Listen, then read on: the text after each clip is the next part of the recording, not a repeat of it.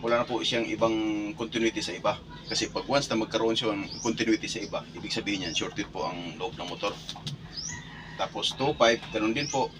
3.6, ganun din po ang partner niya. Ngayon master, sinama ko rin po dito sa 6 leads out yung connection ng linya natin. Ngayon, pagdating sa linya mga master, ito po. Kung sa delta connection master, ang magiging combination po ay 1.6. Yan yung pong magiging line 1 natin.